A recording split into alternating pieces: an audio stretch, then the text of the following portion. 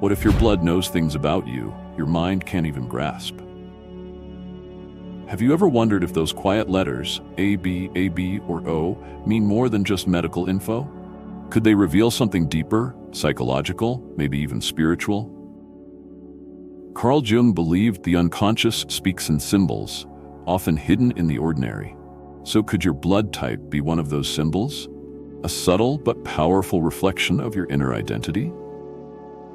In this video, we'll explore how the ancient language of biology and the deep insights of Jungian psychology might meet in your bloodstream. Your blood type, far from just a label, could hold a key to who you are and where you're headed. Let's begin. Blood as symbol. So why blood? Why has it always carried such weight in myths, rituals, and stories across cultures? Blood is more than a physical substance. It tells a story.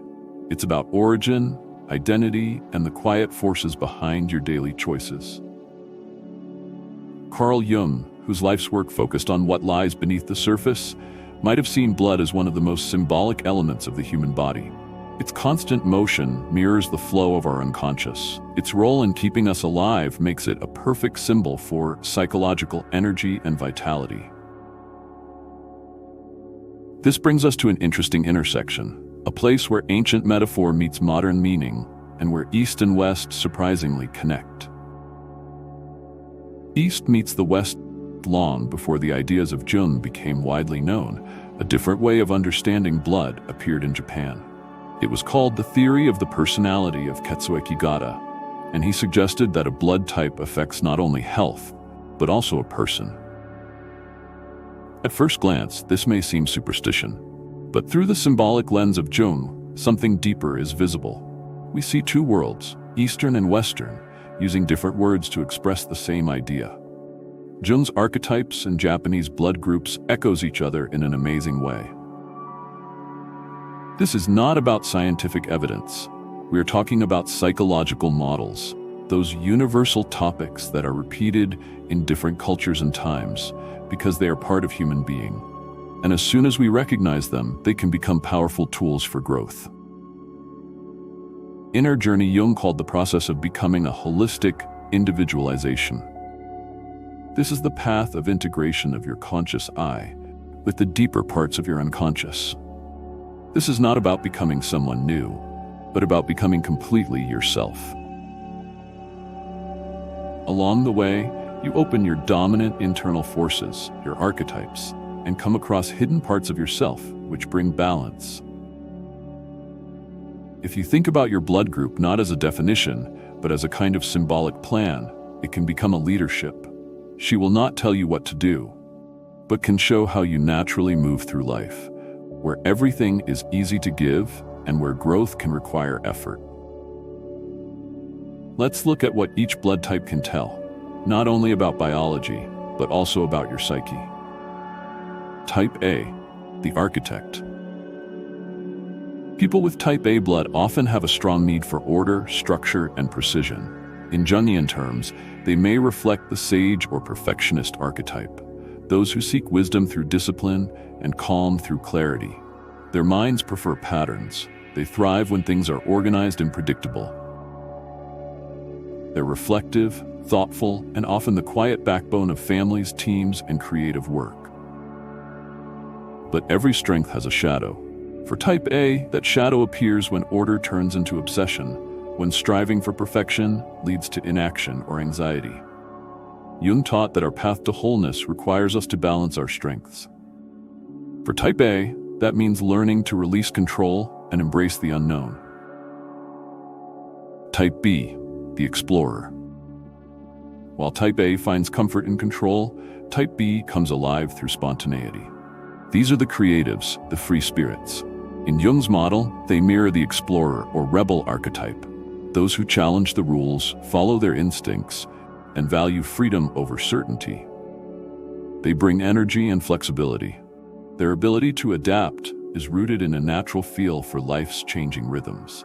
Jung would likely see them as closely connected to the unconscious, their creativity and emotional openness springing from a deep inner well. But freedom also comes with challenges. The shadow of this archetype is restlessness, inconsistency, and trouble committing deeply. Individuation for type B means learning to stay, to root into something long enough for it to grow. Type AB, alchemist. And what happens when someone has both order and freedom? This leads us to the most rare of all, the type AB.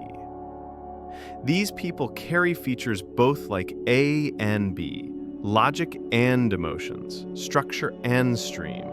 Jung could consider them as an archetype of an alchemist or intermediary, those who live in tension between opposites and tries to harmonize them. Their gift is a prospect. AB can see several sides of the problem and often serve as bridges between people or ideas. They bring depth to the conversations that others reduce to black and white. But their complexity can also be their burden. Too many points of view can create confusion or emotional suppression. Jung would say that the path of AB is to build an internal foundation strong enough to hold their contradictions without falling apart. Type O, hero. From the depths of the intermediary, we are now moving on to something simpler and more primitive, type O. Type O is the oldest blood group, and it carries raw, instinctive energy. Jung can associate it with an archetype of a warrior or hero, decisive, bold, and protective. People like O often radiate confidence. They speak with the goal, act with clarity, and tend to lead the actions. In Jungian terms, this reflects a strong sensory thought mindset, people who directly interact with the world and form it with action.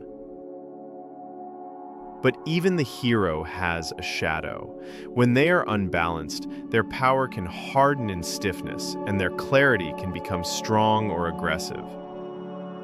For the type of individual, the softening of the edge means mixing courage with compassion, action with reflection, and strength with humility. Conclusion: blood message. So now we are returning to the question from which we have begun. What does your blood really tell you?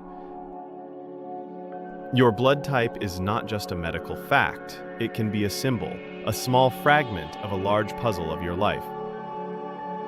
Jung believed that the unconscious speaks through symbols, and that the real work of life is not perfection, but integration. Your blood can hint at your natural inclinations, but it is your awareness, your willingness to look inside yourself, forms the path forward. If this video gave you a new perspective, let us know in the comments. What is your blood type? And do these archetypes correspond to you?